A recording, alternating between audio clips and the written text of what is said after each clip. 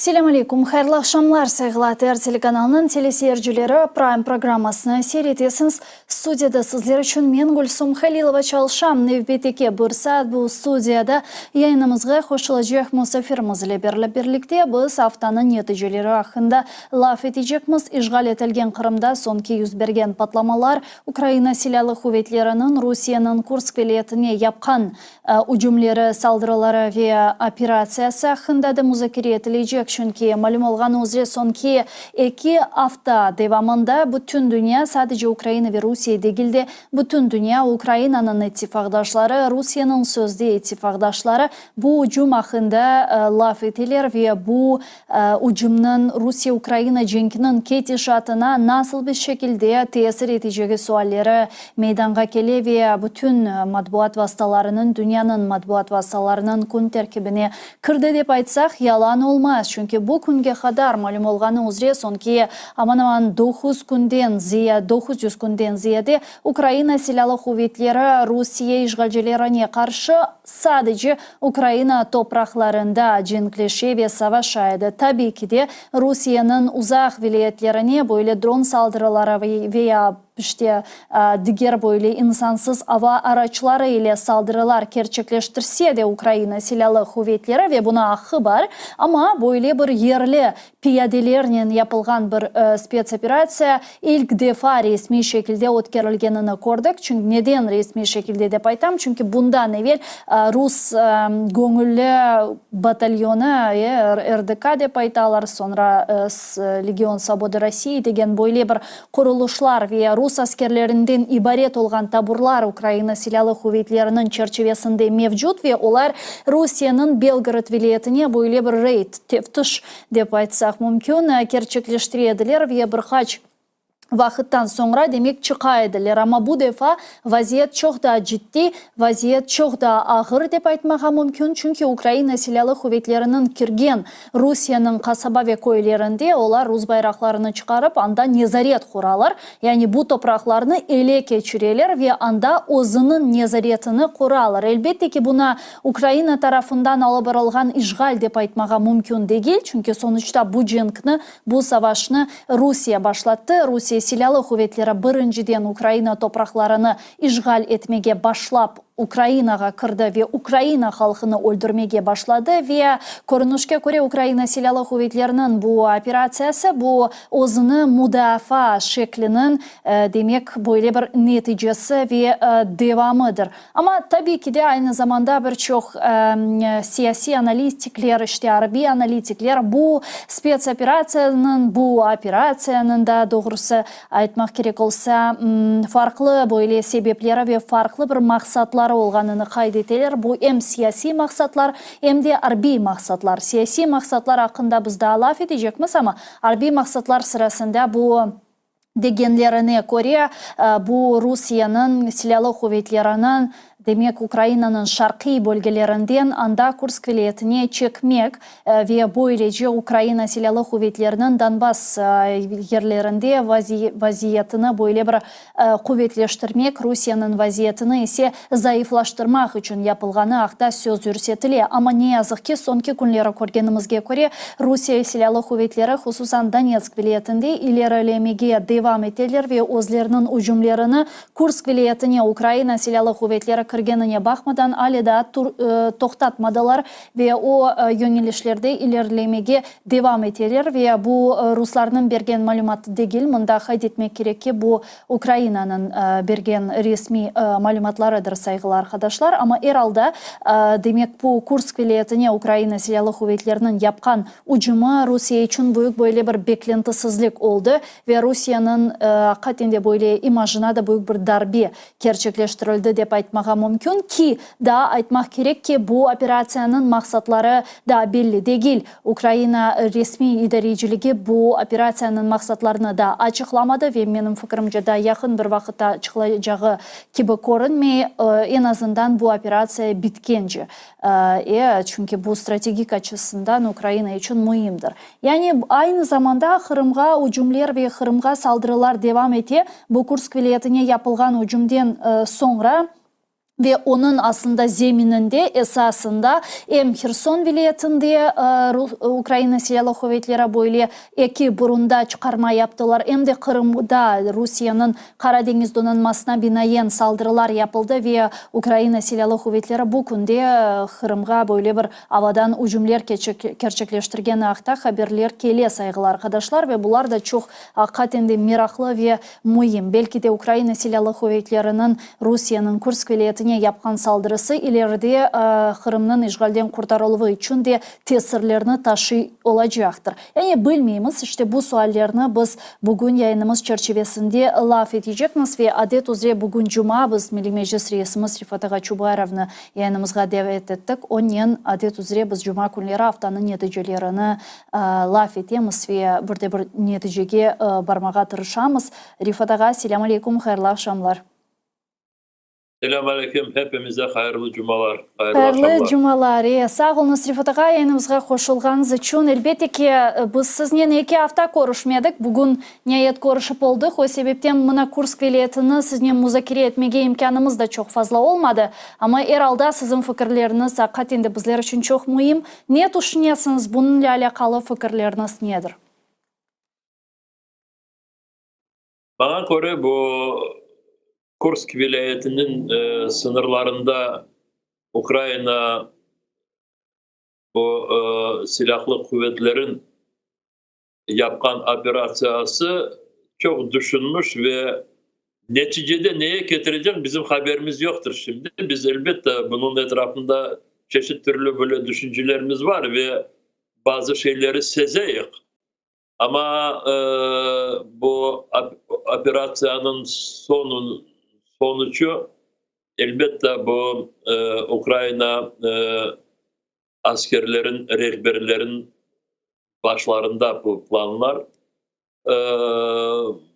Benim düşünceme bana göre bu operasyon çok böyle faydalı neticelerinde olacak. Çünkü Ruslar beklemegenlerini ve Ukrayna toplumunun ruhunu böyle yüksekleştirecek şekilde operasyon yaparlar ve aynı zamanda bu Rusya'nın ordusu söyledikleri gibi böyle güçlü olmadığını gösterir.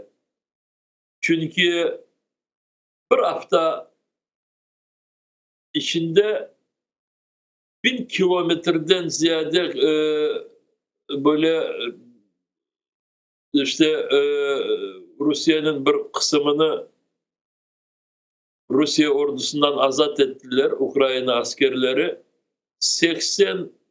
80'den ziyade köy kasabalar şimdi Ukrayna askerlerin kontrolünde ve söylediğim gibi işte Ruslar bütün bu evvelden dünyanın bile korkanlarını yerine getirmeye kendi sınırlarında becermediler ve Ukrayna askerleri Rus askerlerine göre çok böyle güçlü ve becerikli çıkar şimdi. Ama elbette Ukrayna o Rusların bir kısmını, bu Rus devletinin bir kısmını zapt etmek için bunu başlamadı. Bu hareketlerin sonunda Rusya-Ukrayna cenkinin çözülmesine yeni bir fırsatlar geleceğini düşünüp başlanmıştı bu hareketler. İşte bazıları diyorlar ki bu başlangıç ve bundan sonra Ukrayna'nın güney topraklarında işte Kherson, Zaporojye ve Kırım'a yakın yerlerde askerler işte cenke girebilirler diye böyle fikirler de var. İşte biz burada biraz karan bakacak. Çünkü bir taraftan bilgimiz olmadığı biraz çağımsız gibi görünüyor ama ben hiçbir türlü çağımsızlık duymayayım. Çünkü Eğer bu kadar böyle bir gizli şekilde bu hazırlıklar alıp varılmasaydı bu kadar becermezdiler Hı ve hı. Ukrayna askerliği şimdi bu sonki senelerde profesyonel şekilde çok böyle yükseklengenini gösteriyor ve ben buna çok kuvanan çünkü Ruslar bu yerde bu işte bu hafta içinde o kadar kendileri becerisizlik ve işte bilmeyim zayıf olanlarını bütün dünyaya gösterdiler. Ukrayna ise aynı tersinde işte ne kadar becerikli ve askeri yönelişte böyle profesyonel olganını dünyaya duydurar. İnşallah bu adımlar Rusya'nı biraz sarsar ve bu diktatör Putin'in durumu da böyle yıkılacak bir şekilde gelebilir deyip onu da umut edeyim. İşte hareketler gösterecek.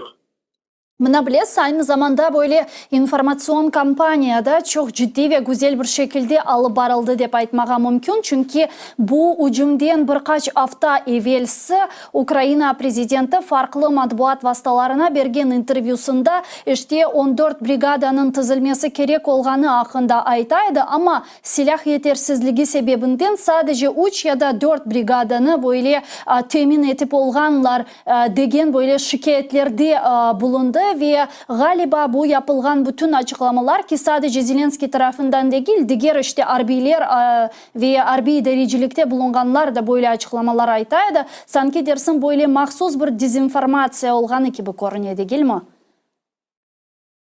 Şimdi burada çok böyle bilmeyim uydurmalar her Ukrayna tarafından böyle kullanıldı. Hı hı. Ama bu askeri ekspertler çok böyle işte kendi açıklamalarında böyle acayip olganını gösterdikleri vakit işte Ruslar bunu duymadıklarını anlatalar. Ama duymadıkları demesi çok doğru değil. Çünkü şimdi bu çok işte teknoloji devirde binlerce askerler, çeşit türlü askeri arabalar ya da bilmeyim tanklar bir şeyler toplandığı vakit onu görmemesi mümkün değil. Ve doğrusu onda ki Ruslar bunu hepsini gördüler. Evvelden gözlediler. Ama ne yere bu askerler varıp çıkacağı, bu teknikalar ne yere gideceğini farkına varmadılar da ve işte burada siz söylediğiniz gibi Ukrayna rehberleri ve Ukrayna askerlerin büyükleri Rusları bu tarafta böyle aldanmasına becerdiler ve Ruslar olganını görüp bu Kursk tarafta bu askerlik gideceğini aslı düşünmediler ve hazırlık yapmadılar. Ya olgan hazırlıklar yeterli değildi. İşte cenkte böyle ama bu kendi başında olmadı. İşte siz söylediğiniz gibi her bir taraftan her bir yönelişte hepsi kendi yapacağını yaptı ve Ruslar burada böyle bir operasyon olacağına hazır çıkmadılar. Hı hı. Ya sizin fikrinizce bu elbette ki harbi cihetini harbiler tarif eder, onlar anlatır ama bir siyasetçi olarak bu yapılgan operasyonun hem Ukrayna için siyasi manası hem de Rusya idareciliği için siyasi manası fikrinizce neden ibaret? Şimdi 2014. senesi Rus askerleri Rusya kolayca Kırım'ı zapt etti ve o zaman Ukrayna askerliği aslı böyle direnmediler. Hiçbir türlü böyle karşılık göstermediler. Hazır değil edildiler o zaman. 2014. sene. Hı hı. Ondan sonra 2014-2022 sene işte böyle ateşlenmiş ama daha böyle keskin böyle bir cenk şeklinde olmayan tartışmalar devamında Donetsk, Lugansk, Ukrayna askerliği hem tecrübe kazandı hem umumi olarak askerlik çok böyle hazırlıklar gördü ve 2022 sene Ruslar 24. Fevral günü gece sabahına saat 5'lerde bütün Ukrayna'yı bombalayıp da her bir taraftan ve Kırım'dan da kolonnalarının bu esas Ukrayna topraklarına girdikleri vakit 3-4 günde Kiev'i almaya planlaştırmış edilir ve biz o vakit sizden beraber, diğer arkadaşlarla beraber bu bizim şehrimizin, Kiev şehrinin sokaklarında işte Ruslar endi girdiklerini de bile görmüştük. Ama becermediler. Bu keskin ateşli şekilde cenk 2,5 sene geçe ve bütün bu Putin kendi toplumuna söz vergen işte yakın ya kısa bir zamanda Ukrayna denazifikasya, demilitarizasya olacak iken işte Ukrayna hükümeti Rusya'ya böyle dost olarak kurulacak iken daha bilmeyeyim neler ya da bizleri hepimizi natsist olarak kurşuna dizecek ediler. İşte o vakit bütün bu söyledikleri yerine gelmedi. Aynı tersinde şimdi Ukrayna askerliği Rusya'nın sınırlarına girip orada çok büyük böyle işler becerdiler. Ve şimdi bu Rusya toplumunun mentalitesini böyle bir zor duruma getirdi ki çünkü Putin'e işangan milyonlar Rusya vatandaşları ya da Ruslar şimdi ve diğer halkların evleri yıkıldığı vakit, etrafları ateşlendiği vakit kuvangan milyonlar Ruslar şimdi bütün bu zorlukları kendilerinin azbarlarında çekilir. İşte bana bu denişme ya da bu olaylar şimdi belki de Rus milletinin aklını biraz uyandırır diye düşünüyorum. Gerçekten de öyle düşünüyorum ama bazıları diyorlar ki aldanma. Çünkü o millet hiçbir vakit aklını toplamadı ve toplamayacak gibi görünüyor. Ama bilesiniz kendi azbarına ateş geldiği vakit senin orduya verilen oğlanların yasaklandığı vakit o zaman belki de bu kişilerin başlarına başka sağlam fikirler de belki peyda olur deyip onu ümit edem. Yine de bunu bakacak ama anlatmaya da tırışacak olarak. Şimdi her gün her bir taraftan Ruslarga başlarına gelgen bu bu zorlukların gelgeni habayatçısı Ukrayna ya da Ukrayna askerleri değil de kendilerin rehberleri, Putin'in habayatı, Putin'in etrafındaki olan kişilerin habayatı ve aslı da Rus milletinin kendisinin habayatını çünkü varıp komşusunun evini yakmaya o kadar zorlandı da ama o ateşler aylanıp kendisinin evine geldi. Ya buna meraklısı şunda ki Putin'in reaksiyası ve etrafında olan insanların buna reaksiyası. Çünkü sanki dersin buna Kursk vilayetini onlar pek böyle onun için kurešmeyler. Çünkü Ukrayna silahlı kuvvetleri hakikaten de böyle 2 hafta içerisinde Rusya'nın bir yıl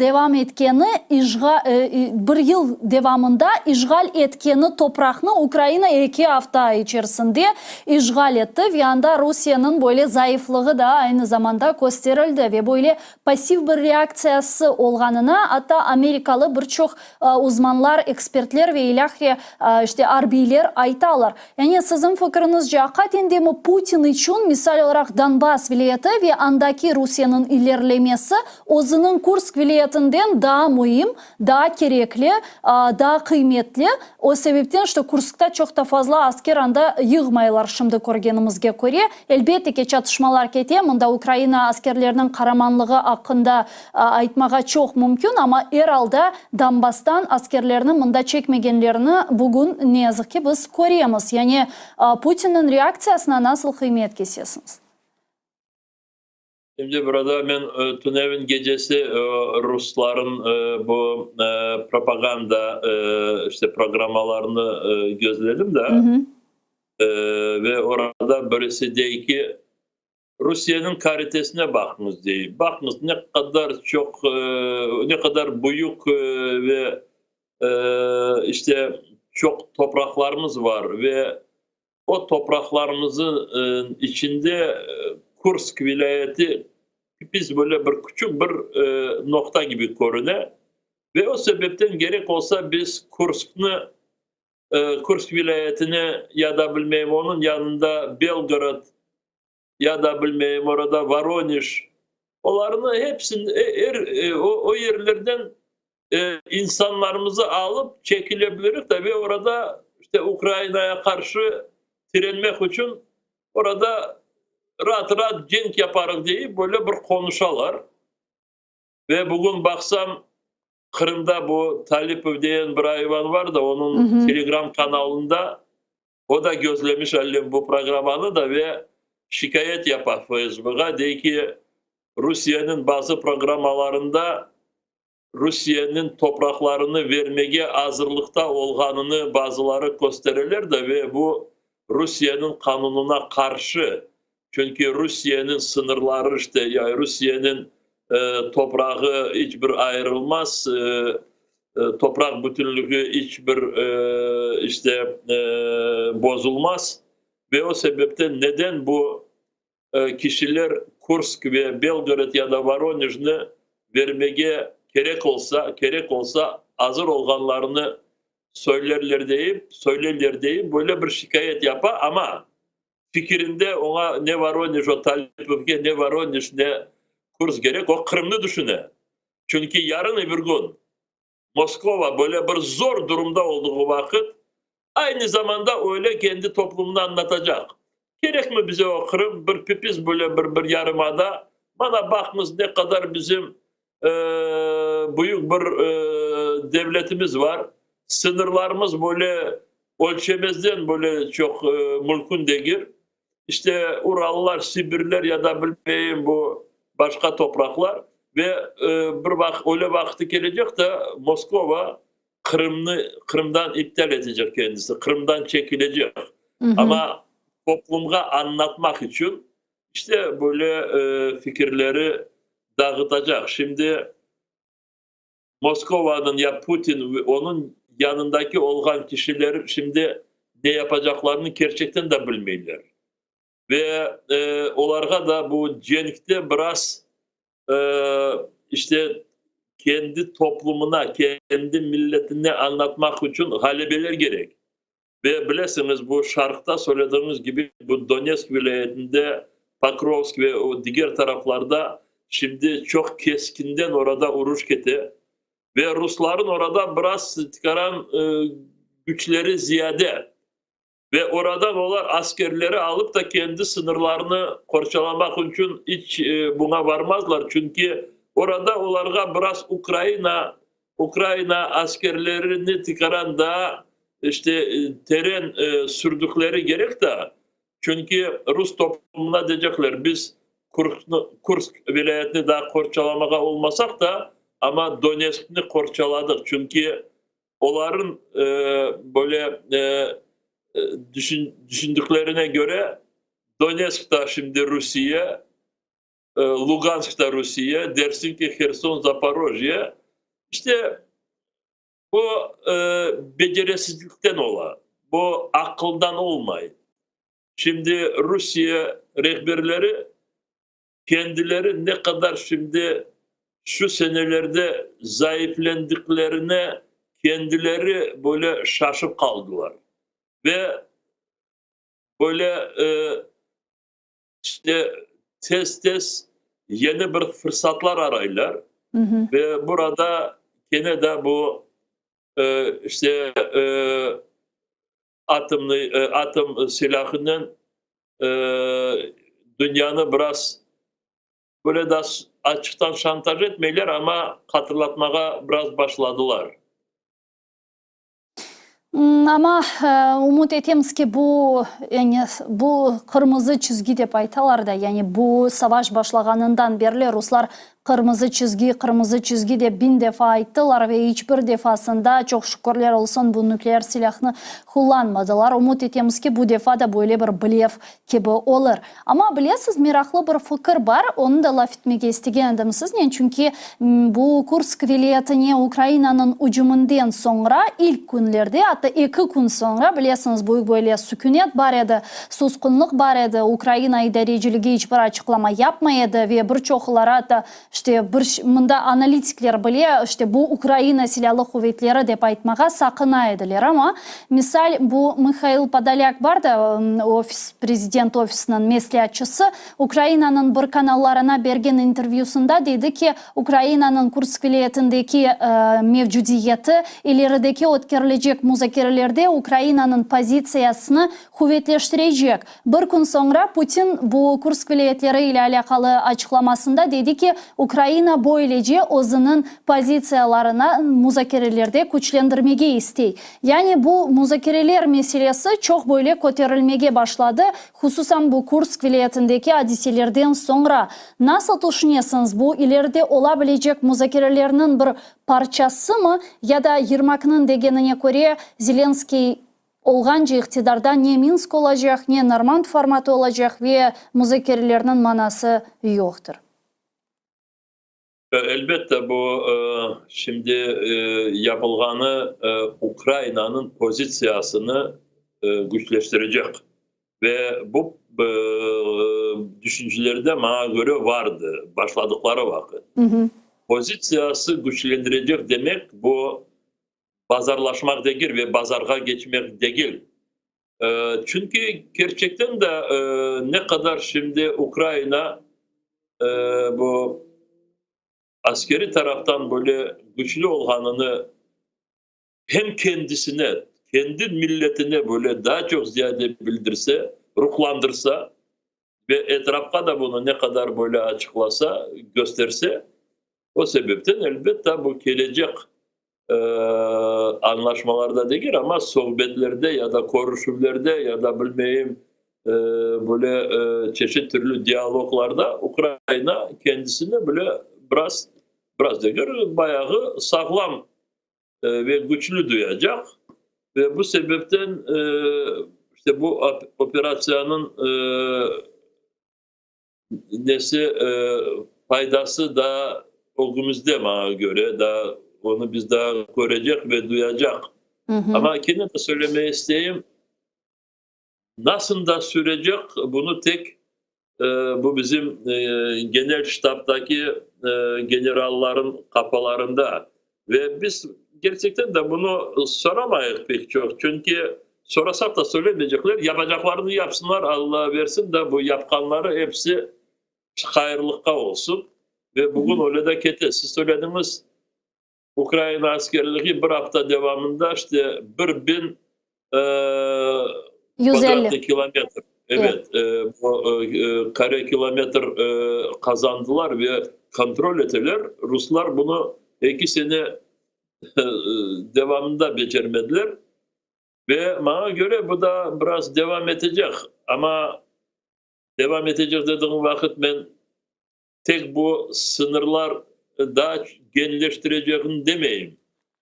Öyle de olabilir. Ama şimdi ben bugün misal için sabah bu CNN gazetesinde gazetesiydi mi, ajansiyasıydı mı bu Amerika Koşma Ştatların pozisyonlarını okudum da ve CNN hiçbir vakit böyle e,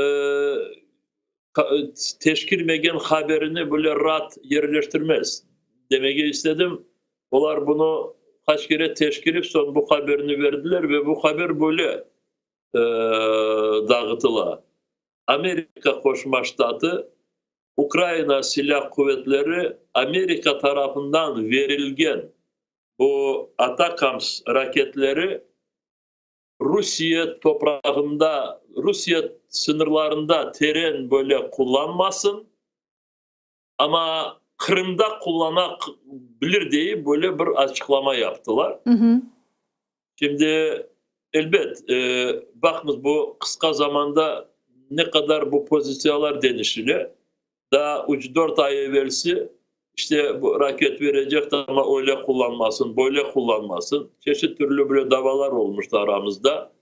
Sonra raketler verilecek ama işte Ukrayna'nın işgal edilgen topraklarına kullanılabilir ama Rusya'ya hiçbir kullanılmasın.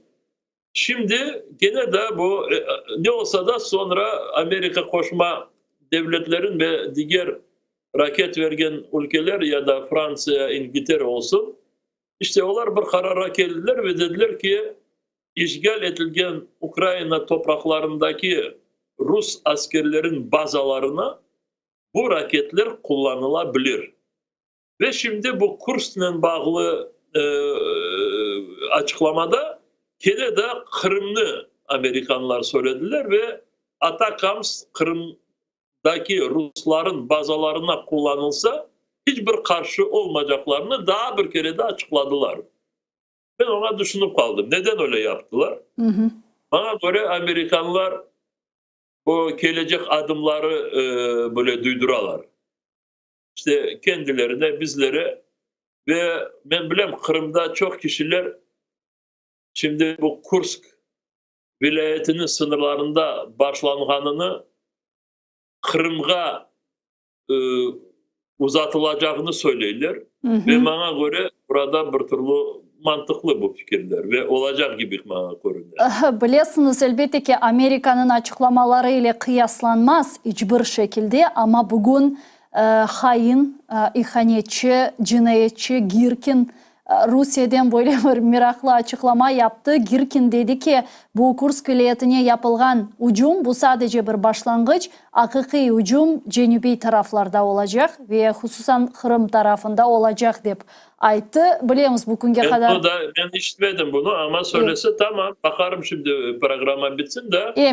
Men de siz şimdi diyorlar. bu Geriş Kopuru Kepe'deki bu limanlar ve bu Akşehir, Çernomorski taraftakları bu Rusların bazaları işte nöbette turalar gibi bana görünüyor ve şimdi Kırım'da bizleri seyir eden ve işitken kişiler buna çok aç olmasınlar. Refat Ukrayna silahını Kırım'a vurduklarını ya da kullandıklarını isteyip burada istesek istemesek oradaki Rusların bazaları ya da Keriş Boğazı'nın üstünde haksız kurulgan köpür, onlar hepsi yıktırılacak ve buna hazır olmaya gerek ve bilgimiz olduğu vakit biraz kendilerimizi o bazalardan uzaklaştırayım deyip ben bu sebepten bunu seslendiriyorum.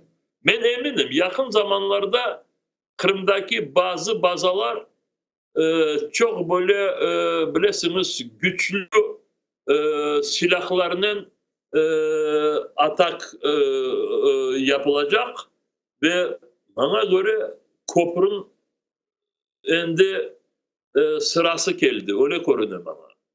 Yani takip edeceğimiz bu hadiselerini elbette ki çünkü bu gece Rusya silahlı kuvvetleri böyle meraklı bir açıklama yaptı. Onlar dediler ki gece Ukrayna silahlı kuvvetleri Keriç Köprü'ne hücum yapmaya tırıştı ve Keriç Köprü'ne hücum etti hatta deyip aytıp keçtiler. Atakams raketleri ile sanki dersin 12 raket atılgan bu gece de payta Rusya Silahlı Kuvvetleri ve sanki dersin Rusya Silahlı Kuvvetleri'nin hava savunma sistemleri öyle yaxşı çalışa ki hiçbir şekilde işte dokunmaganlar, teymegenler ve Kerç köprünü Ruslar korçaladı. Bu haberlerge nasıl kıymetlisiz? 12 Atakams raketini olar napmışlar eken de işte Tuşurgendi. vurmuş ekenler de olmayacak bir şey. Çünkü bu raketler o kadar böyle yeni bir sistem aldı da Rusların şimdi o kadar bir kereden zarar edeceklerin hiçbir türlü fırsatları yoktur. Ama işte okurtalar. Yok, bazı şeylerini onlar becerilir. Misal için Tünev'in Keriç Kopuru saat 3'lerde gece orada bütün bu hareketler köprüden yürümesi toktatıldı ve sabah saat 7'lerde Kenne'de devam etti. Diyeceğim 4 saat köprü kapatılmış idi. Çünkü onun etrafında gerçekten de çeşitli türlü ataklar oldu. Ama Keriç etrafında, Keriç şehir etrafında orada bu işte raket kompleksi Pantsir isimli orada hayip oldu Ruslarınki. Onu bugün haber aldık biz oralardan. Ve bu söylediğim gibi Çernomorskaya, bu Akşehir'deki Akmeçit bu taraflarında oradaki limanlara bu pilotsuz deniz dronları kullanıldı ve orada bazı patlamalar oldu ama böyle derin haberlerimiz oradan daha almadık. Ama korunuşke Kore mına Kırım'dan kelgen haberlerge Kore ve bu ateş partizan hareketinin kaydetkenine Kore Rus işgalci kuvvetçileri Kırım'da bu fortifikasyon kuruluşlarını kuvvetleştirmege ve onlarını kurmaga inşa etmege çeşitli vilayetlerde Kırım'da devam ekenler. Hususan bu şimali vilayetlerde Kırım'ın rayonlarında kuralar bu demek Korçalav koralarını dep aytacağım da doğrusu nasıl tercüme etilir bu fortifikasyonный сооружение dep aytalar. Yani korunuşke Kore Rus işgalcileri Kırım'ın müdafasına da aynı zamanda hazırlana, doğru mu? Biz onlarla biraz karan öğrenmeye tırıştık. Oraya böyle gösteriler yaparlar ama göz böyle boyatma gibi. Çünkü şimdi onlar bu fortifikasyon bütün çalışmalarını yapması için çoktan paraları alıp onları her bir kendi ceblerine doldurdular, hırsızladılar. Ve şimdi yeniden para ayrılmıyor o kadarlık da bu fortifikasyon bütün bu yapkanlarını daha çok kuvvetleştirmek için. Ama elbette bazı çalışmalar, bazı işler orada ya davranışlar böyle gösteriydiler. Çünkü şimdi onlar bunu çok saklamaylar. Kırım'ı şimdi onlar iki taraftan Ukrayna ordusu tarafından atak olabileceğini böyle düşünürler de birisi işte bana havadan o sebepten bu çeşit türlü hava sistemaları yerleştirirler. Bu Keriç taraflarında, köprüye yakın Feodosya taraflarında, Kepe taraflarında. Ve ikinci onların korkuları bu deniz taraftan dersin ki desant olacak gibi öyle düşünülür de ve bu yağlı boylarını Kezlep işte Kefe o taraflarını biraz becerdikleri kadar hazırlıklar alıp varalar. Ama bakarız ne kadar bu faydalı olacak. Ve bilesiz daha bir mesele var, onu da biz birçok defa yayınlarımızda aytıp geçtik ama mence bu hadiseler devam etkence ve bu gibi haberler peyda olganca bu sualını laf etmenin manası var yayında. Çünkü eşitkendirsiniz geçenleri Kırım'da da bir hac cenaze ötkerildi ve bu cenazeler esasen Rus işgalci ordusunda elak olgan işte Kırım Tatarlarının ötkerilgen ve genç bir bala. Bundan evvel de birkaç böyle hadise olgan edi. Kırım'dan alıngan haberlerge göre işte 20, 23, 25 yaşında olgan böyle genç balalar işte saldırılar, hücumlar neticesinde Rus işgalci ordusunda iştirak edip elak olganlarına dair haberler kele ki bularının çoxusu şunu da kaydetmege gerek. Olar uzun bir müddet devamında bu повестка kelgenden sonra kaçtılar. Yani Rus ordusuna barmamak için böyle direniş gösterdiler. İşte saklandılar ve ilahre ama sonunda çaresini tapa almaganlar bazıları ve böyle bir orduga ketmek mecburiyeti, bir zaruriyeti olgan bu kişilerinin. Ve neticede işte elak olganlar çok yazık. Allah rahmet eylesin de aytmaga iste insanın kalbi. Çünkü herhalde böyle genç ballarımızın Rus ordusunda elak oluvu bu çok büyük bir felaket ve çok büyük böyle bir matem, bir trajedi de aytmaga mümkün. Ama bunun ile alakalı Kennedy mına fikirleriniz, siz bu gibi haberlerini alasınız mı? Çünkü biz alamız ne yazık ki ve ne düşünüyorsunuz? Evet, ben de onu söylemek istedim. Çok yazık, çok acınıklı. Çünkü hepimiz oradaki milletimizin durumu nasıl olduğunu bilip de bazı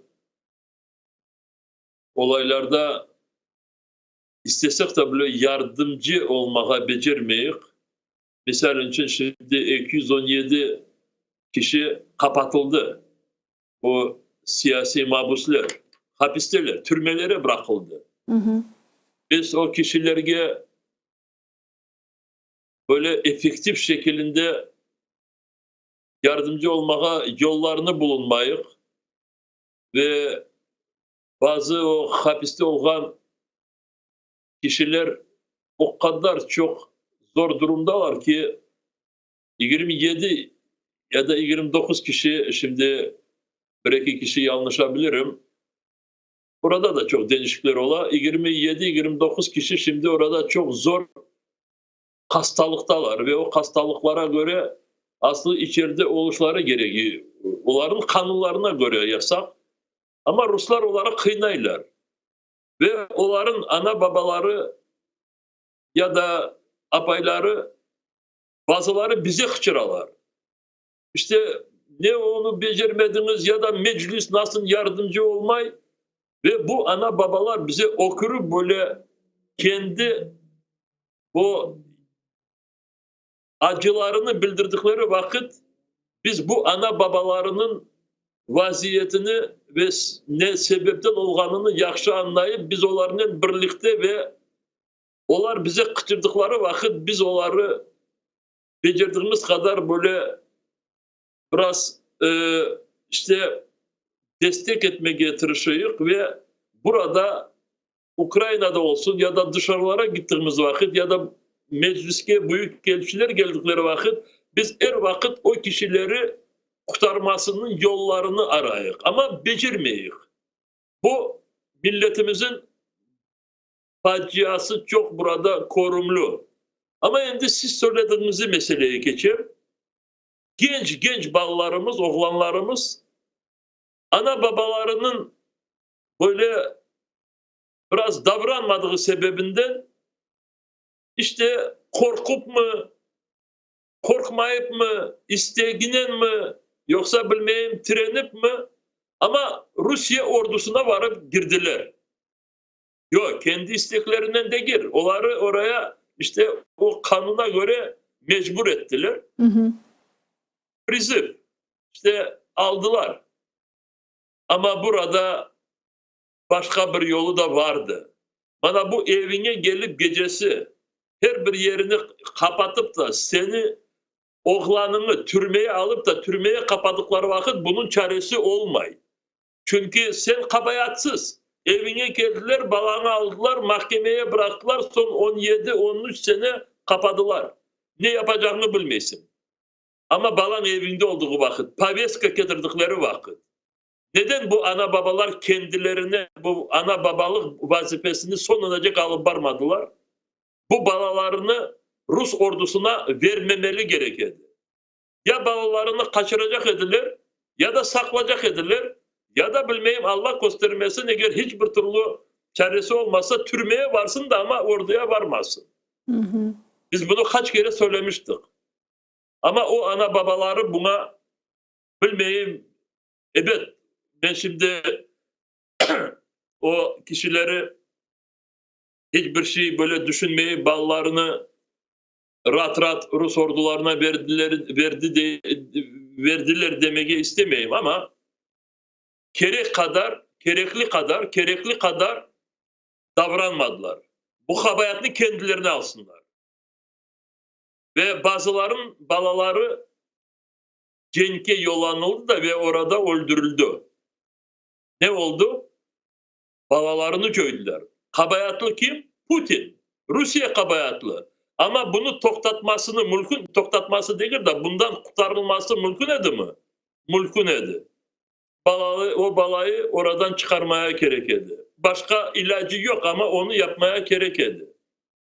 Ve o sebepten işte belki diğerleri düşünsünler. Şimdi bana bu Kursk vilayetinde olan Cenk'te Ruslar birinci sıraya 18-20 yaşlı balalarını, askerlerini koydular ve onlar çoksu yasaklandı. Yakalandı. Tutuldu.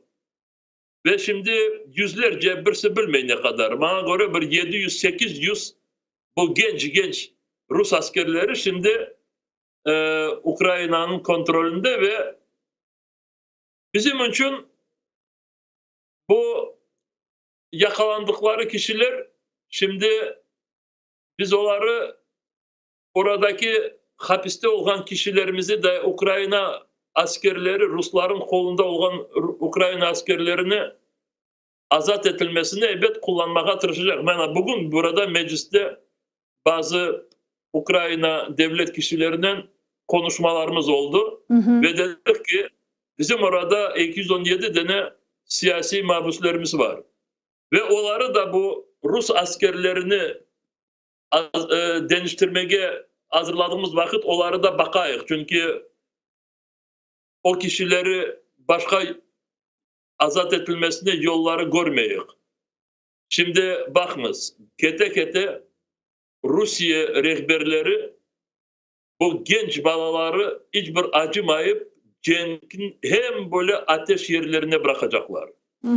Şimdi seferberlik ya da mobilizasyon toktatılgan gibi görünüyor. Ama şimdi güzde gene de bu prizif işte nöbetteki yetişken balları Rus ordusuna alacaklar ve diyecekler ki ana babalarına korkmayınız. Bizim Kırım Tatar halkımızın kişilerine de bunu söyleyecekler. Diyecekler ki rahatsız olmayınız. Sizin balanız prizif olan sebebinden onlar Cenk'e yollanılmayacak. Ama bugün bunu söylerler, yarın Cenk'e bırakırlar. Bana nasıl şimdi Kursk vilayetinde bu hem Rus milletinin hem diğer milletlerinin genç askerliğe alan balalarını Cenk'e bırakırlar. Ve o sebepten gelecekte bu cenazelerden kurtarılmak için genç balalarımızı gömmekten kurtarmak için ana babaları yetişken oğlanlarını Rus ordusuna vermemek için yollarını erteden seçim edip o yollarından ballarını kurtarışları gerek. Başka söyleyeceğim burada hiçbir şey yok. Mında bilesiz, hakikaten de mında sizge koşulam çünkü men de bazı böyle sözler ve ibareler eşittim ki işte deyler ki ya onda cenkleşmeyecek, sadece aşkhanede aşçı olup çalışacak, işte ya da yardımcı olacak ya da sadece idari meselelerle uğraşacak, böyle işte logistika ve ilahri aş getir alıp ket ve ilahri ve hiçbir şey olmaz degen böyle bir fikir de var ve bu ben fikir... Bilirsiniz ben bir yarım sene evvelsi ya da bir sene olmadı, yarım sene evvelsi böyle bir tutulgan bir kendisine Kırım Tatar degen bir oğlanla konuştum, burada yakalanmıştı. Dedim konuşmayı isteyeyim ve konuştum ondan. Yakalanmış Kurman rayonundan. İşte aynı o vakitte öyleydi. Ya sen neçin neçin askerliğe vardın? Kontrakt imzaladı. Neçin imzaladın? İşte anam hastaydı, anamı tedavi etmek için para gerekirdi.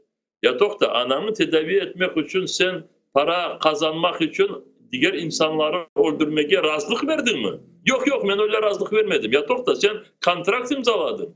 Yok bana dediler ki ben kurucuyum. Ben kuruculuk yapam. Bana dediler ki akoplar kazacağım, fortifikasyon çeşit türlü böyle işte çalışmalarda çalışacağım, para kazanacağım. Sana hiçbir türlü böyle cenke gereği yok deyip böyle ben kontrakt imzaladım. Kendisini aldattı ya beni aldattı. Ama tamam beni aldatmasın kendisini aldatmış olsun o vakit. Ama son ne oldu? Bir ay gerçekten de onu fortifikasyon bu çalışmalarında kullandılar ama bir aydan sonra Kherson tarafında işte onu cenke bıraktılar ve birinci vuruşta Ukrayna askerlerin koluna düştü. Bana o kadarlık şey. Anasını tedavi edecek iken de Ukraynalıları öldürüp para kazanacak. İşte ona öyle şeylere çok dikkat olmaya gerek.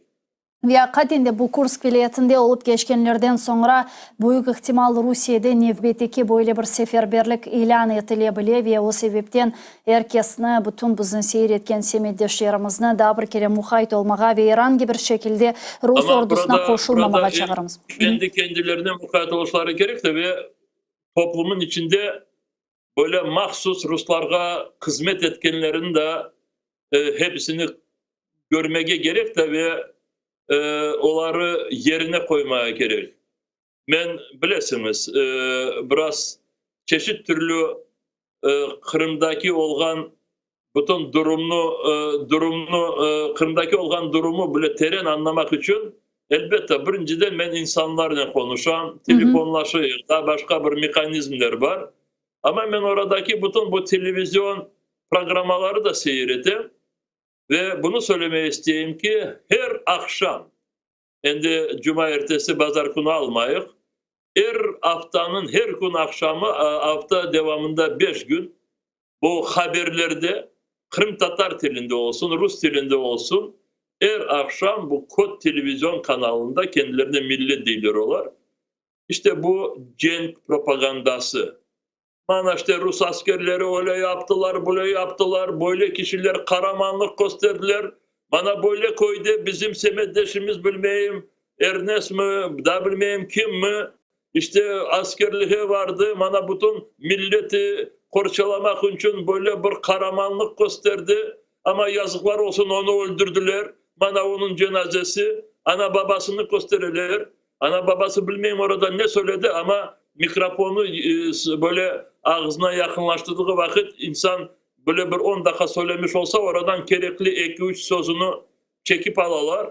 İşte bu millet televizyon ya da Kod televizyon kanalında çalışkan jurnalistler, kendilerine Kırım Tatar diyen jurnalistler Kırım Tatar dilinde cenkli propaganda yapıp da bizim bu genç oğlanlarımızı biraz kafalarını böyle kırmak için, zehirleştirmek için çalışkan jurnalistler bu suçlu kişilerde ya da sorumlu olacak ya da cinayetçilerin sıralarında birinci yerlerdeler. Bunu haberleri olsun.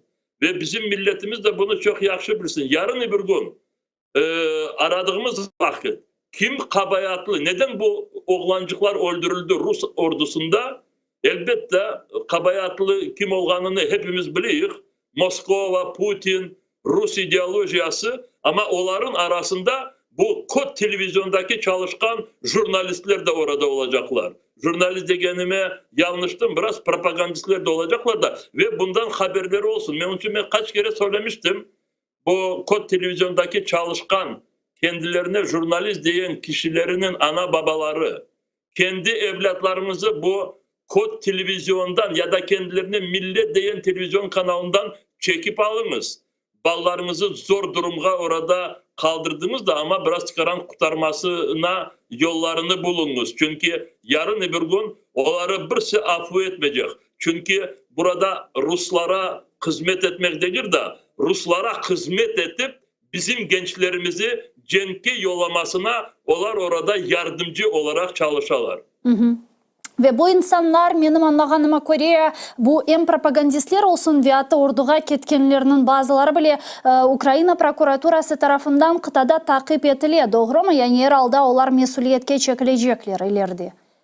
Şimdi Ukrayna bu özel hizmetleri birinciden prokuratura ya da SBU orada Kırım'da cinayet yoluna çıkan kişilerini hepsini birer bütün bu dosyelerini doldurup mahkemeye veriyor ve mahkeme kararlarına göre son hepsi cezalarını verecekler ve onların içinde elbette propagandistler de varlar ve birinci sıradalar. Şimdi onların isimlerini söylemeyi istemeyeyim ama bir ayrı bir yayın yapsak onları da konuşabiliriz. Onun için burada hepsi bundan haberli olsun. Çünkü birisi maksud bu Ruslara hizmet edip de milletimizi cenk ateşinde yıkmak, insanlarımızı öldürmek için davranan kişileri birisi affetmeyecek. Bizler de onları affetmeyecek. Ve bilesmini 5 daha hala yayınımızın yekunlenmesine benim aslında da laf etmege istegenim bir mesele var edi ama galiba vaktimiz yetişmiyor çünkü bilmeyim, ben de size söylemedim, bugün konuşmadık aslında ama saylav meseleleri yakınlaşıyor. Ne vakit konuşacak saylavları? İşte ben saylavlar meselesini laf edecek edim. O çünkü 2 hafta evvelsi bu sizden laf etken edik bu meseleni. Kaytacakmız bu soru. Ama affedersiniz son vaktimiz olmadı da bu cuma günleri başka planlarım da vardı. Problem değil, şimdi 5 dakikamız var. İsterseniz böyle kıskadan aytıp geçiniz. Pazar ertesi ya da salı günü çıkabileyim seninle. Şimdi bana kolumda cedveller var. Bana bu Yedinaya Rusya. Burada bilmeyeyim daha bir Zilonaya diyen bir partiyanın cedvelleri. Bana burada LDP, işte 3 partiyanı bakıp çıktım. Daha orada 200 tane varlar, onlara bakıp çıkmadım. Ama çok kıskadan. Şimdi burada da bu çok büyük bir cahillik, aptallık ve bilmeyeyim insanlar kendi kendilerine düşmanlık yapkanları görüne. Şimdi anlatmış edim evvelde 75 tane orada bu haksız kurulgan Gossovjet'e milletvekilleri saylanacak. 50 tanesi cedvellerden, partilerden ve 25 tanesi bu bölgelerden. Bölgelerde böyle saylanacak yerlerde Kırım Tatarlar gösterilmemiş. Çünkü orada onu anladık ama 50 tane bu partilerden kazanacak ya saylanacak kişilerde bazı partiler işte kendilerine böyle göstermek için Kırım Tatarlarına karşı olmadıkları gibi ama sözden, çünkü onlar hepsi milletimize karşı, şimdi onu gösteririm. Bir iki kişilerini gidirdiler. Misal için şimdi Yedinaya Rusya. 2 dakika. Yedinaya Rusya. Vay Allah, bir dakikada öyleyse bir ayrı bir yayın yapayım. Ya pazar tamam, İyi. Bunu bakınız, isteseniz bugünleri bir yazabiliriz. Çünkü gelecek haftada benim de biraz planlarım var da belki gelecek cumada gene de olmam burada. Ya pazar ertesi ya da salı mümkün. Salı günü olabilir akşam. Salı günü olabilir de çünkü çarşamba günü belki üzerinde kıyın olabilir. Bunu bir ayrıca bir laf edeyim. Bunu analiz yapmaya gerek. Ama çok kısadan olsa yarım dakikada bunu söyleyeyim. Buyurun. Saylavga girgen kişiler cinayetçi tanılacaklar Ukrayna'da. Saylavga cedvelerge girgen kişiler cinayetçi olarak tanılacaklar da ve onu düşünsünler. Saylavlara katılmaya düşünen kişiler bu fikirlerini çeşitke bıraksınlar da saylavlara varmasınlar. Çünkü bu saylavlar, sözden saylavlar Ruslar için Kırım'da sonki saylavlar gibi görünüyor. Kırım azat edilecek ve bu şeylerden hepsi son çok maskara olmasın. Saylavlar 6. 8. sentyabr'daki Ruslar diyen saylavlar bizim milletimizi daha çok ziyade sıkmak, yok etmek için daha bir adımdır. O sebepten bu saylavlarga, Rusların saylavlarına katılgan hiçbir Kırım Tatarı Allah göstermesin olmasın. Sağ olun Rifat ağa, tavsiyatlı jada növbeteki hafta inşallah laf etermiz. Teşekkürler. Milli Meclis Reisi Rifat Çubarov yayınımızda edi saygılar arkadaşlar. Sağlıklaşam növbeteki hafta görüşkence.